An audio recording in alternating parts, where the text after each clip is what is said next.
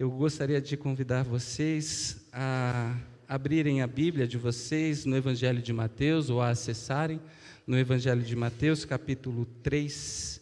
Nós vamos ler a partir do verso 1. Mateus, capítulo 3, a partir do verso 1.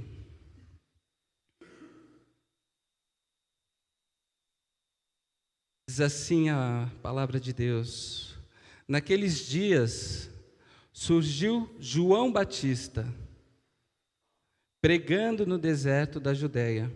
Ele dizia: arrependam-se, porque o reino dos céus está próximo. Este, diz o evangelista Mateus, é aquele que foi anunciado pelo profeta Isaías: voz do que clama no deserto, preparem o caminho para o Senhor, façam veredas retas para ele. As roupas de João eram feitas de pelos de camelo, e ele usava um cinto de couro na cintura. O seu alimento era gafanhotos e mel silvestre. A ele vinha gente de Jerusalém, de toda a Judéia e de toda a região ao redor do Jordão. Confessando seus pecados, eram batizados por ele no Rio Jordão. Quando viu que muitos fariseus e saduceus vinham para onde ele estava batizando, disse-lhes: raça de víboras, quem lhes deu a ideia de fugir da ira que se aproxima? Deem fruto que mostre o arrependimento. Não pensem que vocês podem dizer a si mesmos: Abraão é nosso pai, pois eu lhes digo que destas pedras Deus pode fazer surgir filhos a Abraão. O machado já está posto à raiz das árvores, e toda árvore que não der bom fruto será cortada e lançada no fogo. Eu os batizo com água para arrependimento, mas depois de mim vem alguém mais poderoso do que eu, tanto que não sou digno de levar as suas sandálias. Ele os batizará com o Espírito Santo e com fogo. Ele traz a pá em sua mão e limpará a sua eira, juntando seu trigo no celeiro, mas queimará a palha com fogo que nunca se apaga. Vamos orar? Deus, nós te agradecemos por esse momento de celebração, porque nós reconhecemos a importância que ele pode ter nas nossas vidas, porque é o lugar também onde nós silenciamos o nosso coração, o nosso cotidiano, para ouvir a sua voz, para falar contigo, para sermos transformados pela sua palavra. E é isso que nós te pedimos, pela atuação do seu Espírito, que a sua palavra nessa noite seja rica e transformadora. No nome de Jesus é que eu te oro. Amém. Amém. Eu gostaria de refletir com vocês sobre arrependimento nessa noite. Arrependimento, que é uma questão talvez básica para nós, que vivemos em comunidade, em uma comunidade religiosa, mas que por vezes nós precisamos voltar e nos lembrarmos sobre a necessidade desse arrependimento. E é estranho, não sei porquê, mas talvez pelo constrangimento, esse é um assunto que não deveria constranger tanto. E a gente não fala muito por conta do constrangimento. Nós deveríamos ficar constrangidos mais com outras coisas, como aquilo que só a gente faz e a gente sabe que o outro não faz, e isso nos causa uma vergonha pessoal, e isso causa de fato um constrangimento. Mas sobre a necessidade do arrependimento, que é uma coisa universal, em que todos precisam passar, porque todos estão sujeitos a erros, nós deveríamos falar com mais naturalidade. Mas é sempre um grande constrangimento quando alguém fala disso na igreja ou quando se conversa pessoalmente sobre o arrependimento. Mas a gente deveria tratar com essa naturalidade, porque os problemas estão aí, inclusive dentro da nossa religião. E quando eu julgo que uma coisa está errada e eu preciso ser uma voz de resistência, a primeira coisa que eu faço é justamente conclamar as pessoas ao arrependimento. Essa é a função dentro da religião, a função de transformar, de mudar de direção, de se arrepender, de tomar uma outra atitude. Mas a gente pode pensar isso fora dos critérios religiosos também, porque acontece, por exemplo, na empresa que você trabalha. Às vezes você vê alguém fazendo alguma coisa errada e você precisa tomar uma atitude. A partir do momento que você identifica aquela coisa errada, você olha, chama os responsáveis da empresa e fala: olha, isso não está certo, nós vamos precisar acertar isso. Então, religiosamente, isso é conclamar ao arrependimento, que nada mais é de propor uma mudança, de propor uma transformação, de anunciar essa verdade que para a gente às vezes é indigesta, né, e que diz para a gente não está certo o tempo todo. Nós não estamos certos o tempo todo.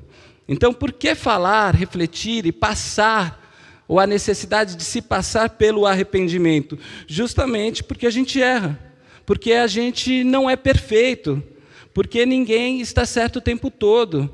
Pode ser que, às vezes, em alguns relacionamentos, a gente banque, né, aquele que tem sempre razão, endureça o coração e fale: não, eu estou sempre certo, e é sempre o outro que está errado, por teimosia, né? Estou olhando aqui para a Fê, porque isso acontece nos relacionamentos, né? E a gente até desenvolve maturidade para trabalhar com isso, né?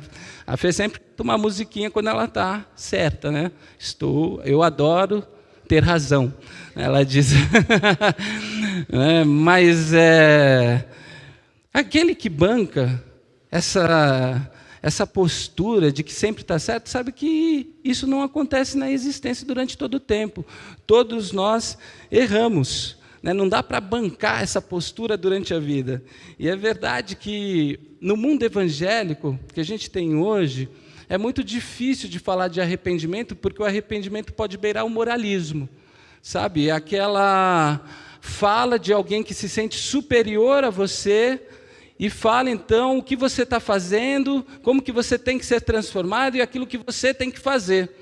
Então, às vezes, conclamar o arrependimento dentro de um moralismo pode causar o efeito contrário, atrapalhar, inclusive, a pessoa a se arrepender, porque pode repelir, afastar a pessoa.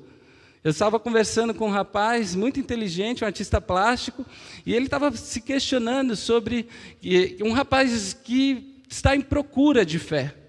E ele falou: já frequentei algumas igrejas evangélicas, eu não sei como você consegue, de fato, viver ouvindo que você não presta, que você é o pior dos piores. Quer dizer que você sempre precisa de alguém e a sua vida nunca é potencializada, a sua vida nunca é revelada com valor, etc. Parece que você é sempre o pior dos piores, você chega lá e às vezes sai pior, por conta de um discurso que pode soar como moralista, de fato.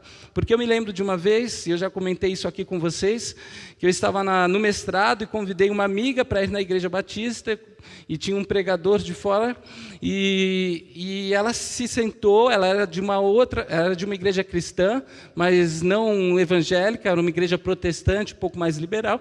Ela se sentou no final do banco, ali do culto, do templo, ficou ouvindo a pregação, ela ficou 5 minutos e saiu. Foi embora. E aí, num próximo encontro, no seminário, no mestrado, eu perguntei para ela: mas por que você saiu no começo da pregação, no meio do culto? Ela falou: porque eu não estava aguentando ouvir aquela pessoa me massacrar. Eu já tenho depressão, eu já sofro com tantas coisas, e eu fui para receber uma palavra de vida, e acabei sendo humilhada ali, eu não aguentei. Aquilo ia me fazer mal. Então, a gente tem jeitos de conclamar as pessoas ao arrependimento. Você pode, por exemplo, numa conversa pessoal, enquanto a pessoa está se abrindo com você, dizer: pela liberdade que você me deu, eu vou dizer algumas coisas, algumas opiniões que eu tenho, etc. Mas outra coisa é você chegar e ter uma postura de superpoderoso, de alguém melhor do que o outro que está diante de você, e vociferar as suas opiniões, dizendo que a pessoa é menor do que você e que ela precisa mudar porque ela está no inferno, etc, etc. E toda essa linguagem que às vezes a gente vê no nosso meio religioso. Por quê? Porque essas palavras descuidadas, elas podem justamente causar o efeito contrário. Então, cuidado. Mas é fato também que falar de fé é falar de arrependimento, é falar de moral, não de moralismo, mas de moral, de uma postura, de um comportamento. A fé cristã, sobretudo, ela é vinculada à ideia de uma transformação pessoal que acontece todos os dias. Então, essa ideia de que a fé para além da moral, ela não diz nada para o cristianismo, porque o cristianismo, ele faz com que a gente viva uma fé que nos questione em nossas atitudes, em nossos comportamentos, diariamente, constantemente, para que a cada dia, pela graça de Deus e nos sabendo amados por Ele, nós sejamos pessoas melhores. Então, esse texto aqui é muito interessante. Por quê? Porque ele é um pouco forte, de fato, como vocês viram, sobretudo no final. Mas ele é interessante porque ele fala justamente sobre a necessidade de arrependimento para as pessoas como eu e você, pessoas religiosas, pessoas que provavelmente já passaram pela conversão, a maioria aqui, pelas águas do batismo, pessoas que vivem um certo risco, como eu e você, de viver um ritual religioso, de vir aqui semana após semana, mas deixar com que esse movimento de rituais religiosos, que são importantes e necessários, criem na gente uma consciência de que a gente não precisa mais passar pelo arrependimento. Certa vez eu estava conversando com uma pessoa, eu cheguei para ela, na verdade, para elogiá-la, porque ela servia num ministério, ela ajudava durante a semana a igreja, ela vinha em todos os cultos, e eu falei para ela, minha irmã, sua vida é um exemplo. Ela falou, me admira muito você estar falando isso, pastor, porque a minha vida está tão bagunçada. Você não sabe como está a minha vida. Eu estou fazendo coisas que entram em conflito com as minhas práticas religiosas e eu não consigo e não quero mudar. Então, é possível que a gente venha na igreja, é possível que a gente cante no louvor, que a gente pregue a palavra, é possível que a gente sirva durante a semana, que a gente partilhe todos os nossos bens e ainda assim não tenha um coração disposto ao arrependimento.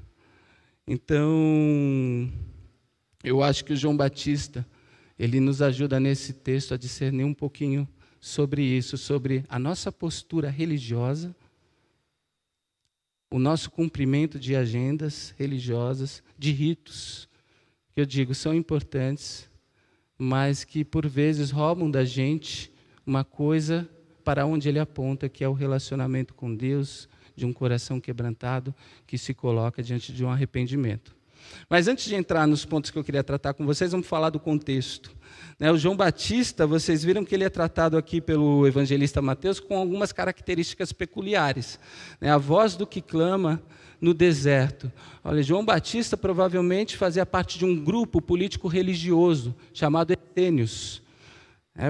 Quando você está dentro de uma religião, você pode criticar de dentro, como a gente faz aqui às vezes, ou a gente pode se afastar e criticar de fora, porque aquele movimento se tornou insuportável.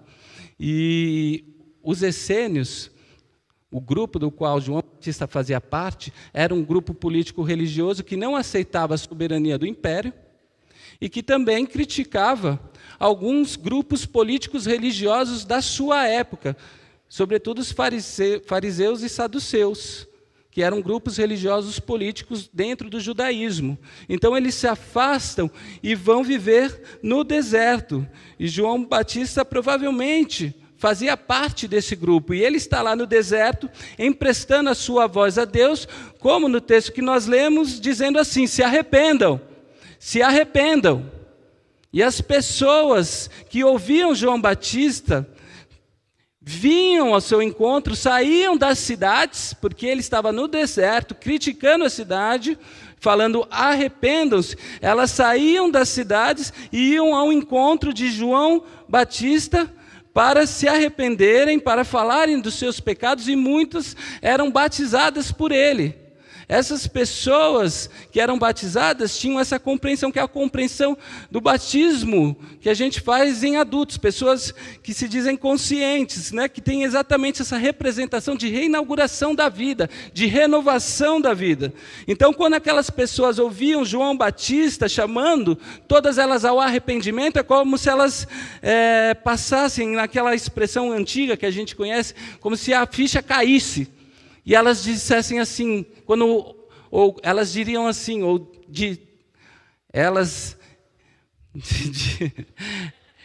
vou conjugar o passado. Elas diziam assim, quando elas ouviam João Batista pregar: é verdade, eu preciso me arrepender. Eu preciso me arrepender. E aí, elas então entregavam a sua vida a esse batismo, a esse rito, passavam por esse rito e preparavam o seu coração para a chegada do Messias. Quem ia ali se batizar, ia até João Batista para passar pelas águas do batismo por um verdadeiro arrependimento. Mas o João Batista viu que em determinado momento, esses outros grupos religiosos, políticos que ele criticava, estavam se aproximando também para se batizarem. E diferentemente dos essênios, os fariseus e os saduceus citados no texto, eles eram a elite religiosa de Israel. Eles eram o exemplo a ser seguido sobre a religião. Inclusive, Jesus disse que eles eram tão zelosos em relação à lei de Moisés, que eles separavam o dízimo do coentro e do cominho. Quer dizer, imagina, eles separavam o dízimo do tempero da comida, de tão zelosos que eles eram. E João Batista olha para eles, esses sujeitos extremamente zelosos, se aproximando do deserto para serem batizados. Só que quando João Batista olha para eles, fariseus e saduceus, eles discernem alguma coisa, o que é sempre muito perigoso, né? Mas o texto diz que ele discerne alguma coisa, porque ele impede esses homens de serem batizados. E o faz, inclusive, de uma forma que eu não recomendo. Mas quem sou eu para criticar o João Batista? Porque ele olha para essas pessoas religiosas e diz assim: raça de víboras, raça de víboras. Quem foi que disse a vocês que vocês poderiam fugir da ira de Deus? E há todo um contexto aqui de política partidária e religiosa que a gente não vai tratar, que é propício do contexto da época, mas tem algo nesse texto aqui que transcende a época em que eles viviam e que serve de lição para a gente, o que é muito importante. Porque quando João Batista refreia o ímpeto dos fariseus e dos saduceus que queriam ser batizados, a fala do João Batista nos dá a sensação, que ele coloca a mão na frente assim dessas pessoas e fala: não, vocês não. Não, porque vocês querem fazer isso para passar por mais um rito religioso, mas não é verdade. Não, porque isso é teatro. Não, porque vocês não estão arrependidos nos corações de vocês. Vocês querem passar pelo rito sem se arrependerem. Isso é performance. Isso não representa a realidade do que está no interior de vocês. E ele diz: eu não vou batizá-los. E tem mais, ele fala: se você quer saber, esse batismo que eu faço é um batismo pelas águas, mas virá aquele que vem depois de mim, cujo eu não sou digno de carregar as suas sandálias, e ele vai batizar com o Espírito e com o fogo. Então, não. Batismo fingido, somente para passar por mais um ritual religioso, não. E eu queria então compartilhar duas coisinhas que a gente pode aprender nessa lição e nesse texto que João Batista aponta, embora toda a sua rigorosidade. né? Porque era característica do próprio João Batista. A primeira coisa é que Deus não se impressiona com os ritos religiosos. Deus não se impressiona com religiões. Deus não se impressiona com religião nenhuma. Deus não se impressiona com a sua religião. Deus não se impressiona com a minha religião, nem com a religião do outro. Porque o que Deus espera é coração quebrantado, contrito, coração arrependido. Viver com Deus não pode se resumir às práticas dos ritos religiosos. Não pode.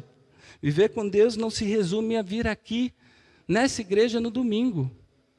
Viver com Deus não se resume a vir nos PGs durante a semana. Sabe? Não se resume a passar por essa experiência de ser mergulhado aqui na água, ou nas águas do batismo, aqui no batistério.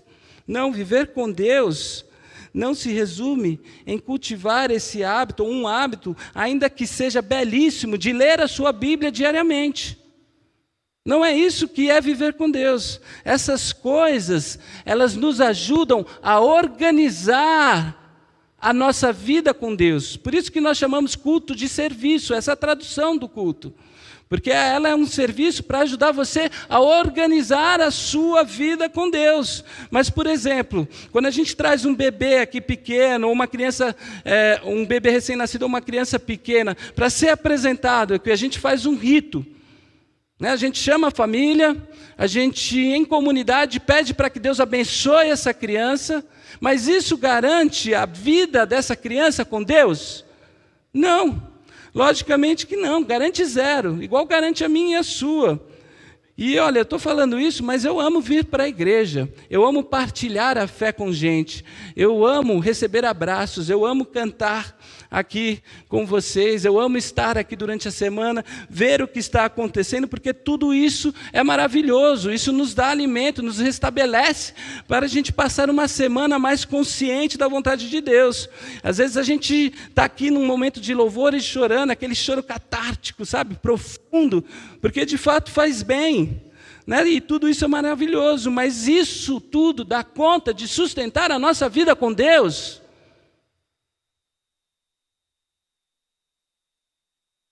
Porque isso daqui, que acontece aqui fora de nós, é externo. Se não tocar o nosso interior, se não gerar arrependimento e transformação, tudo isso daqui é externo. Eu poderia elencar um monte de atividades maravilhosas que a igreja desenvolve durante a semana, e que são de fato maravilhosas, mas elas não dão conta da nossa vida pessoalmente com Deus. Elas são externas, elas são um símbolo da nossa vida com Deus. E quando eu digo que elas são o símbolo é aquilo que a gente vê, mas que mostra um sentido para além. Então, quando você vem para um culto e ele é um símbolo da sua vida com Deus, ele te proporciona pensar para além do momento do culto, a sua vida com Deus. É como se existisse algo mais do que acontece aqui exteriormente, que precisa acontecer aqui no nosso coração. Então, todas as coisas e as atividades que a igreja proporciona aqui dentro, lá fora, elas proporcionam um caminho ou apontam um caminho de vida com Deus, mas elas em si não são a vida com Deus. Entende?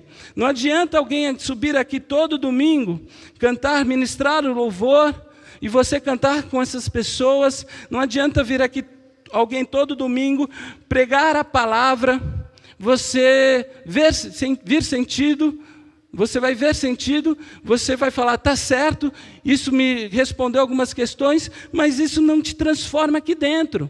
Você balançar a cabeça e falar, nossa, foi bom o culto, mas isso não te transformou aqui dentro.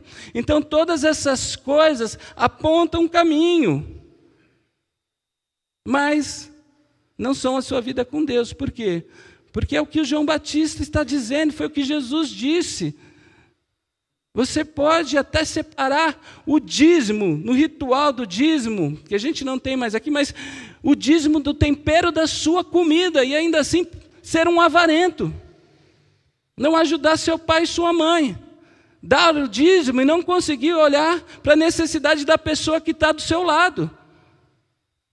É isso que Jesus está dizendo. Porque a vida com Deus não é um negócio que a gente experimenta por fora, mas é algo que a gente vive primeiramente, antes de qualquer atividade religiosa, aqui dentro. A maior prova de uma verdadeira conversão é o arrependimento. Por isso eu te pergunto, o que mudou na sua vida, aqui dentro, nas suas atitudes, quando você olha para trás, desde o momento que você decidiu seguir esse caminho com Jesus, ou até hoje? Melhor, o que muda na sua vida cada vez que você se apresenta nesse lugar religioso, durante a semana, na sua família, na sua profissão, no jeito como você fala com as pessoas, o que muda? Vocês estão entendendo? Porque quando Jesus fala e critica os fariseus, ele está criticando essa postura de pessoas que seguem a lei, são zelosas pela lei, mas não são transformadas por dentro. A conversão é metanoia, aquela palavrinha grega que significa mudança de mente, mudança de interpretação da realidade, para que eu possa mudar e possa entender a realidade a partir de uma luz, que é a luz do Espírito Santo de Deus, que ilumina a vida e a minha existência por onde eu passo. É por isso que Jesus prega, o reino de Deus chegou, arrependam-se e creiam no Evangelho. Porque todas essas coisas que a gente realiza aqui na comunidade, por mais belas, e repito, por mais necessárias que sejam, elas serão a nossa maldição se elas ficarem somente no rito, sem transformação interna. E por que eu digo que elas serão maldição? Porque a gente vai se colocar nesse lugar de rito e vai pensar que o rito basta, que vir toda semana basta, que olhar o culto no YouTube basta, que participar de um PG basta, que participar da associação cultural basta. Isso vai ser insuficiente para a nossa vida. Por quê? Porque isso aqui não basta. Meu irmão, minha irmã, o culto de domingo não basta. Os PGs durante a semana não basta. A bênção do sacerdote não basta. Não basta. Você precisa todos os dias se relacionar com Deus, a ponto de ter um coração arrependido para que Ele possa operar a transformação necessária para que você não seja amanhã a mesma pessoa que é hoje, mas uma pessoa um pouco mais parecida com Jesus. Então, Deus não se impressiona com os ritos religiosos. E a segunda coisa, em relação a gente, a nossa vida, é que a performance religiosa não dá conta de sustentar a nossa própria vida. Porque a gente ensaia comportamentos durante a vida, não é? A gente ensaia, a gente faz performances em vários lugares. A gente faz. Tem lugares que cabem performance. E tem ambientes que não cabem. Por exemplo, eu estava numa pousada recentemente, e lá um senhor viu que eu tinha uma tatuagem em hebraico. Eu descobri que ele era um judeu ortodoxo, conservador. E começou a colocar perguntas, questões, etc. Sentou comigo para conversar, e eu tentei conversar, dialogar, 1, 2 vezes, mas eu percebi que ele queria me catequizar. Pegou a Torá, abriu na pousada de férias, começou a ler comigo em hebraico, em português, e conversar comigo. E ali eu comecei a fazer uma performance, porque eu vi que o diálogo não ia acontecer. E para sair daquela conversa de um jeito educado, eu fiz a performance de um estudante que estava aprendendo, para aquela conversa acabar o mais rápido possível, para eu poder continuar curtindo as minhas férias. Cabe a performance, porque não tem diálogo, né? Não teve outra opção. Mas diante de Deus, diante de Deus, que sentido tem a performance religiosa? Sabe? Qual o sentido? Qual o propósito? Não ser quem você é lá dentro, mas se apresentar exteriormente como uma outra pessoa diante de Deus. Qual que é o sentido disso? Qual que é o sentido dessa máscara que a gente usa para esconder o Criador do Universo, ou se esconder do Criador do Universo? Qual que é o sentido dessa máscara que a gente usa para aquele que sabe das palavras que nem chegaram aos nossos lábios, mas ele já sabe o que a gente vai dizer?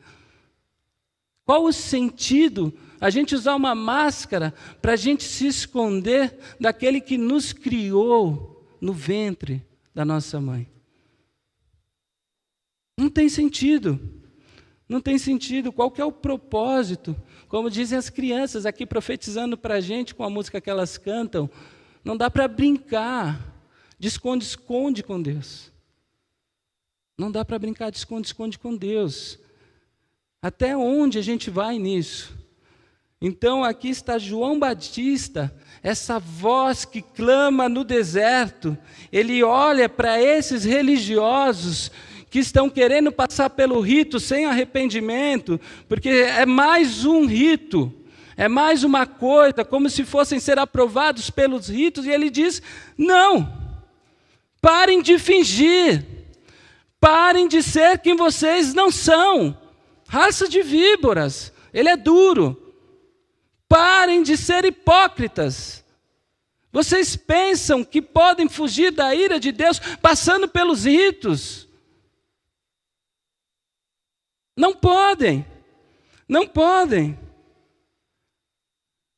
Parem de fingir, porque esse fingimento, ele causa alienação. E aí ele vai falar, lá no verso 10, vai ter uma fala bem dura. Ele fala o seguinte: o machado já está posto à raiz das árvores, e toda árvore que não der bom fruto será cortada e lançada ao fogo. E veja, a gente pode vincular essa fala de João Batista ao juízo final, onde Deus vai separar os bodes das ovelhas. Mas a gente já entendeu, e espero que a gente tenha entendido, que isso aí é coisa de Deus, a gente não mexe nisso. Se Deus tiver que separar alguém, é Ele que vai fazer.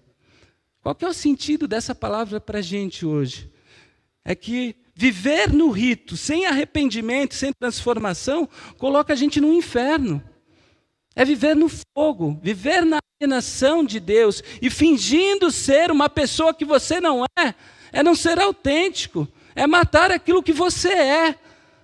Isso não se sustenta na sua vida, isso não pode se sustentar. Uma hora você quebra. Quantas pessoas, talvez você conheça, como eu, que cresceram na igreja e falam: não suporto mais, porque não faz mais sentido.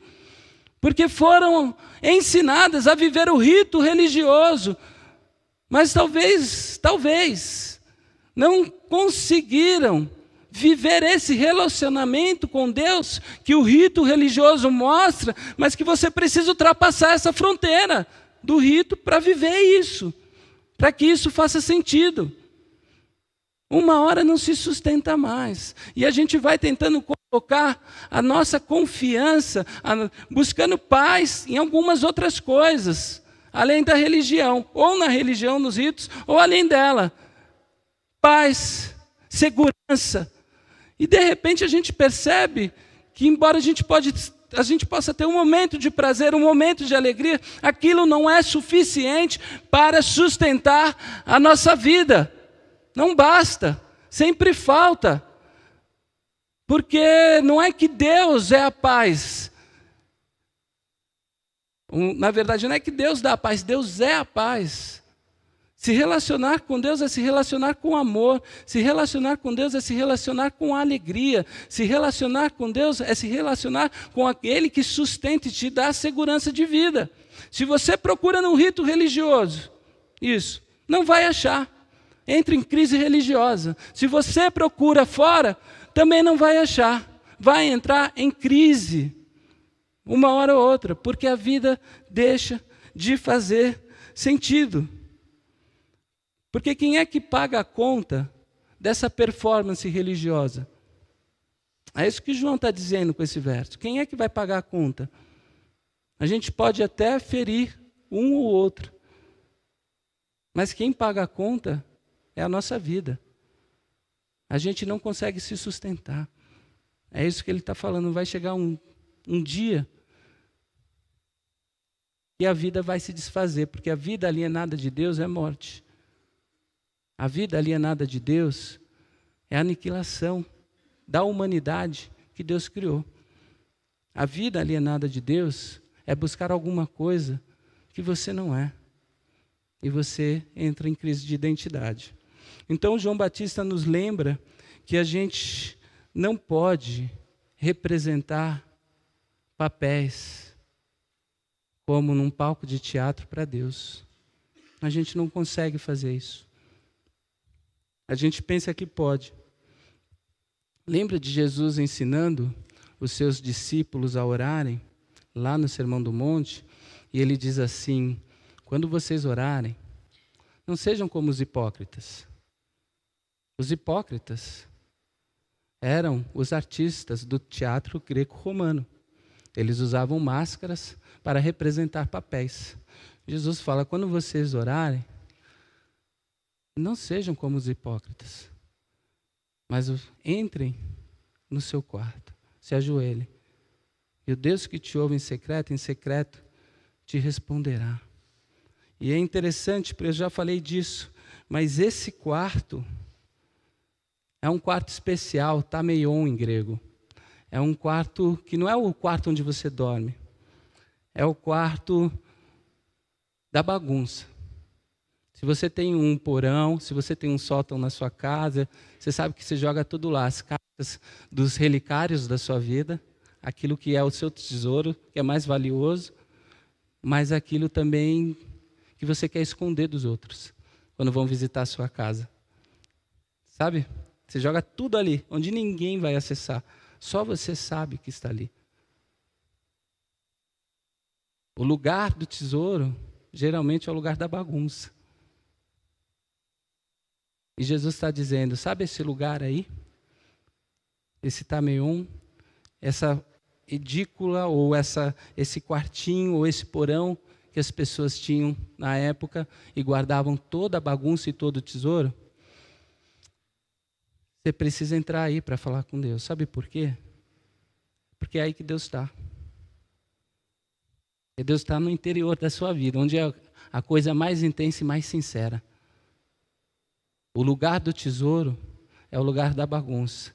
E Deus, ele pode ser encontrado tanto nas coisas que lhe são mais valiosas, tanto naquilo que você quer esconder, porque você ainda não conseguiu fazer essa faxina e separar aquilo que não presta daquilo que te é valioso. E aí Jesus fala, entre nesse quarto da bagunça, nesse lugar mais privado da sua interioridade, que talvez só você conheça. Nem a pessoa que está do seu lado conhece. Sabe esse lugar? Jesus fala, entra lá, porque quando você entrar, você vai ver Deus. Porque Deus está lá. Não adianta ficar se escondendo isso de Deus. Deus está lá. E o mais interessante é que parece que quando a gente entra para visitar esse lugar, com esse coração quebrantado, arrependido, a gente encontra Deus lá, dizendo assim, meu filho, eu estou vendo você. Está cansado, né? Está bagunçado aqui. Eu estou vendo a sua busca. Eu estou vendo a sua fome. E nesse quarto você vai encontrar um banquete de Deus para saciar a sua fome de vida, a sua fome de existência. É nesse lugar. É nesse lugar.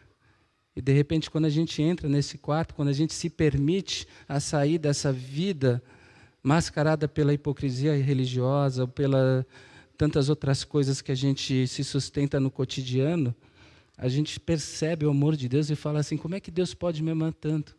Eu que tantas vezes me escondi, eu que tantas vezes interpretei, eu que tantas vezes fingi passar pelo rito, estar bem com Ele, mas que na verdade nem mais consciência dele eu tinha. E aí você vai ver que o seu caminho com Deus, ele não vai ser um caminho de obrigação religiosa. Ele não vai ser um caminho de barganha, de lógica de retribuição. Você não vai vir aqui, você não vai viver com Deus porque você quer ir para o paraíso. Você não vai vir aqui, você não vai viver com Deus porque não quer ir para o inferno. Você vai viver com Deus porque você percebeu a dimensão do amor e que esse amor está lá no seu profundo, no seu íntimo, mais secreto, uma coisa visceral, e que é Ele que sustenta a sua existência, ao ponto de você se permitir que Ele faça aquilo que Ele tem que fazer na sua vida. É isso que João parece estar dizendo para a gente. Que essas pessoas religiosas entendam que o verdadeiro batismo é aquilo que purifica o nosso coração por dentro. Sabe? Esse batismo do rito, nós conhecemos. A maioria aqui passou por ele. Lavou o corpo externamente, não é? Mas é somente aquele batismo do fogo que vai queimando no nosso interior e promovendo as mudanças necessárias que podem transformar a nossa vida e dar sentido. Gente que se arrepende não é gente perfeita, não. É ser humano. É gente. É gente que erra. É gente que se arrepende. É gente que reconhece a necessidade de fazer e de dizer o que for preciso para Deus, para poder mudar constantemente, de mostrar para Ele de fato o que está acontecendo.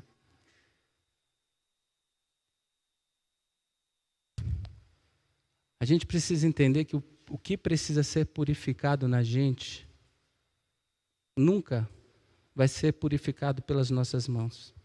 Nunca vai ser purificado pelos ritos religiosos. O que precisa ser purificado na gente precisa ser purificado por uma ação sobrenatural desse Deus que se derrama sobre a nossa vida e que faz essa faxina santa, sabe, acontecer aqui dentro e que vai separando aquilo que não presta daquilo que presta e nos devolve de novo para a jornada da vida, para a gente viver aí sim uma vida sem hipocrisia. Por isso, se você se reconhece nesse lugar, não estou aqui para te julgar de maneira nenhuma, mas eu digo, e não consegue se arrepender, eu digo, peça para Deus arrependimento. Peça para Deus arrependimento. A Bíblia fala que o arrependimento não é mecânico, ele não é fabricado. A Bíblia fala, inclusive na boca de Paulo, em Romanos 2, que o arrependimento é dádiva da bondade de Deus. Da bondade de Deus. Quantas vezes a gente precisa se arrepender? Todas as vezes que forem necessárias. Todos os dias, se possível, se necessário, todas as horas do dia. A gente precisa se arrepender. E eu estava pensando nessa mensagem, fui alimentado pelo que foi falado aqui pela manhã. E pensei que o meu coração, que precisa passar por esse arrependimento constante, precisa sentir também esse fogo do Espírito queimando aqui dentro. Sabe? Esse fogo que opera a transformação, esse fogo da transformação de Deus que me faz separar na minha vida aquilo que é bom daquilo que é ruim, aquilo que é justo daquilo que é injusto, aquilo que é necessário daquilo que é desnecessário para a minha vida. É por isso que eu preciso me arrepender, para que na medida do possível eu não seja mais esse ser ensimesmado que pensa e que construiu uma imagem de si, agora acredita nela e agora tem a sua perspectiva própria de vida, sem ser transformado pela ação do Espírito Santo, para que eu não seja mais esse André pelo André mesmo, sabe? Mas que eu seja esse André pela graça e pela atuação do Espírito de Deus, pela obra de Jesus, pela força do amor de Deus. O verdadeiro altar da nossa vida não está aqui, não está durante a semana em nenhum instituto religioso, em nenhum culto durante a semana. Ele está aqui, no nosso coração. E a gente precisa colocar esse coração à disposição todos os dias da nossa vida, para que ele possa sofrer essa transformação renovadora e potencial para a nossa vida, para que a gente viva uma vida verdadeira e abundante, plena. Amém. Amém.